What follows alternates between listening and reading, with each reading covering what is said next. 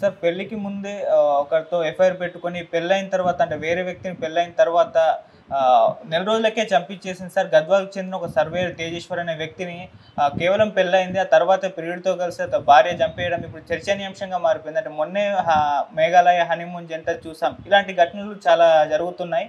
అంటే భార్యలు వేరే వారితో ఎఫ్ఐఆర్ పెట్టుకోవడం, ఆ తర్వాత ప్రియుడితో కలిసే భర్తల్ని చంపించేయడం ఇటువంటివి పెరిగిపోయాయని కూడా చెప్తున్నారు. ఇప్పుడు తేజేశ్వర్ విషయంలో కూడా అదే జరిగింది అంటున్నారు. అసలు ఏం జరిగింది? దీనికి సంబంధించి మరి ఎటువంటి వివరాలు ఉన్నాయి సార్? మనం చాలాసార్లు సోనం అండ్ రాజా రఘువంశీ గురించి చెప్పుకున్నాం. ఆ అమ్మాయి ముందుగానే ఒక అతన్ని ప్రేమించింది.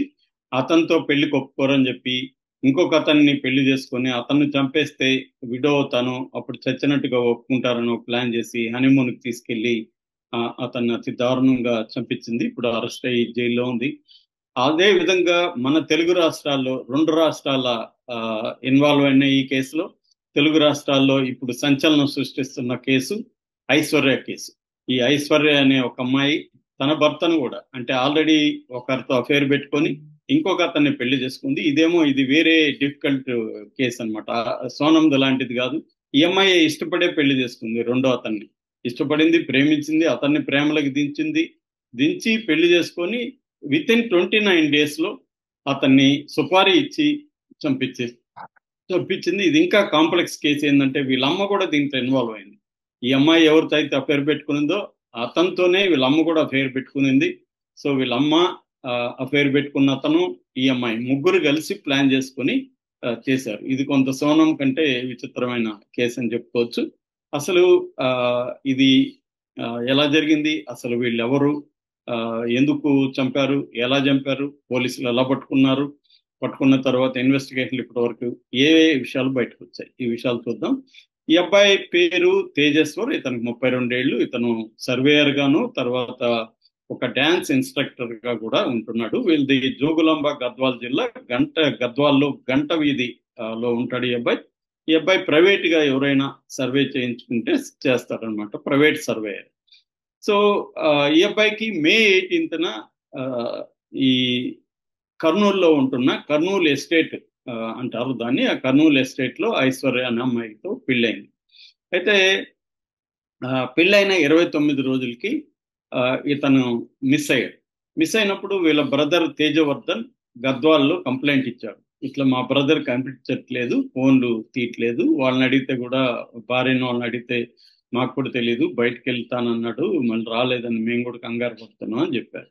సో పోలీసులు రంగంలో దిగారు. వాళ్ళు మామూలుగానే రెగ్యులర్ గా చేసే పద్ధతిలో ఈ అబ్బాయి ఫోన్ లొకేషన్ ఎక్కడెక్కడ ఉనింది, అట్లాగే సీసీటీవీలు ఇవన్నీ పరిశీలిస్తే పెబ్బేరు అనే చోట అతని శవం దొరికింది. శవం అతి దారుణంగా గొంతు కోసేసి ఉన్నారు. సో ఎవరు చేశారంటే వాళ్ళకి ఒక కారు అక్కడికి వచ్చిపోయినట్టుగా కనబడింది. ఆ కారుని సీసీటీవీల ద్వారా ట్రేస్ చేసి ఆ కారు ఎవరిది ఏంటనేది వాళ్ళు పట్టుకున్నారు అన్నమాట. సో పట్టుకొని అక్కడి నుంచి అతన్ని పట్టుకోగలిగారు. అతను పట్టుకున్నాక అతను మొత్తం చెప్పింది ఏంటంటే ఈ ఐశ్వర్య వాళ్ళ మదర్ సుజాత, తిరుమలరావు వీళ్ళు ముగ్గురు కలిసి తనకి 75,000 సుపారీ ఇచ్చారని అతను అతని పేరు మనోజ్ అని అతను చెప్పాడు. దాంతో వీళ్ళందరినీ కూడా అరెస్ట్ చేశారు. అట్లాగే ఈ మనోజ్కి హెల్ప్ చేసిన కార్ డ్రైవర్ కావచ్చు, ఇంకొక మీడియేటర్ ఉన్నాడు మనోజ్ని వాళ్ళకి కలిపిన అతను.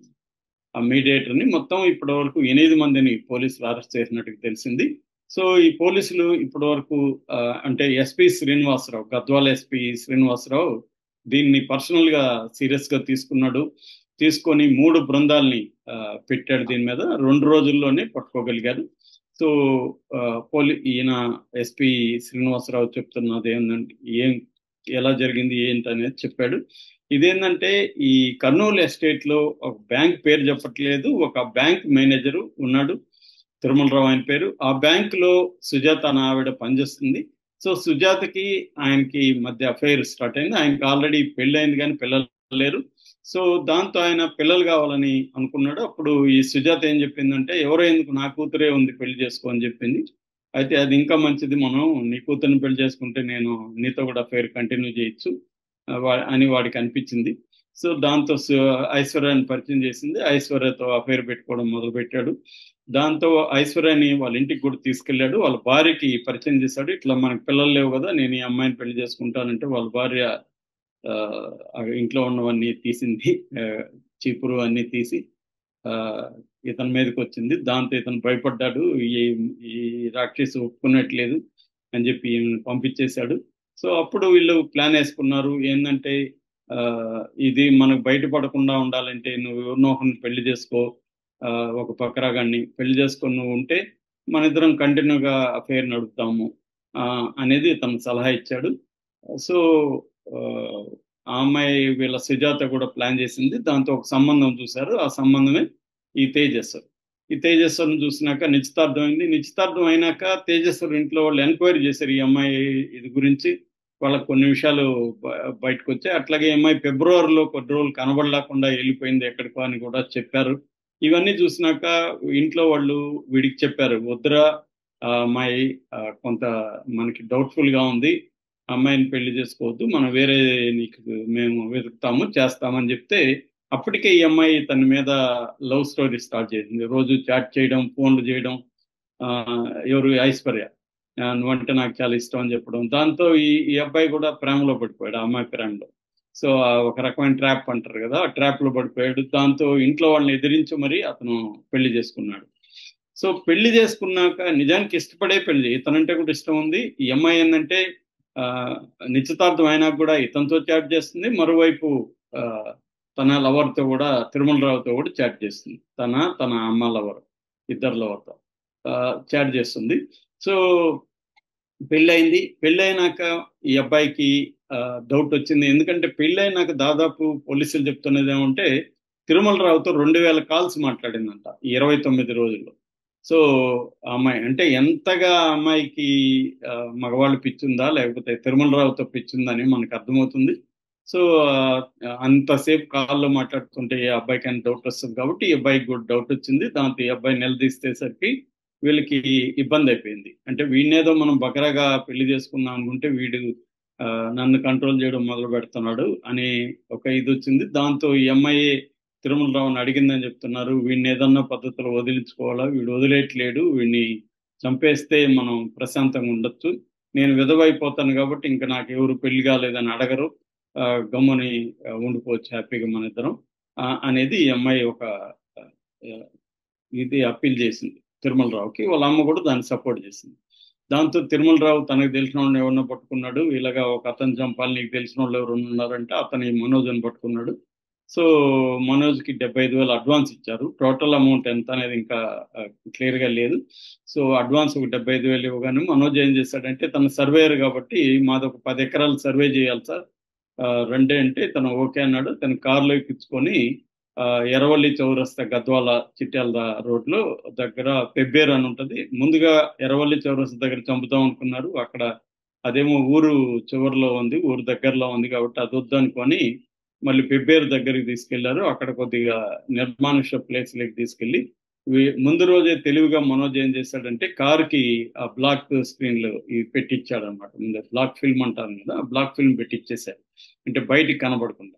దాంతో కారు ఒక దగ్గర ఆపారు. ఆపగానే ఇతను మనోజ్ వెనక నుంచి ముందు సీట్లో కూర్చోబెట్టారు ఇతన్ని, ఈ తేజస్వర్ని. వెనక సీట్లో నుంచి గబక్కని లేచి కత్తితో మెడ కోసేశారు, గొంతు కోసేశారు. ఇది ఇతను అరుపులో అవి ఉన్నాయి కానీ బయట ఎవడికి కనబడలేదు, వినబడలేదు. సో దాంతో ఇతను చంపేశారు. దాని తర్వాత శవం ఎక్కడేద్దాం అనుకుంటే అక్కడ జనసంచారం కనబడుతుంది. దాంతో మళ్ళీ ఇతన్ని కర్నూలు వైపు తీసుకెళ్లారు. అక్కడ కూడా 2-3 ప్లేసులు తిరిగారు, ఎక్కడ వేయాలని. పూడిచెర్ల అనుకున్నారు ఫస్ట్, మళ్ళీ పల్లె అనుకున్నారు ఘాట్లో వేద్దామని, అక్కడ కుదరలేదు.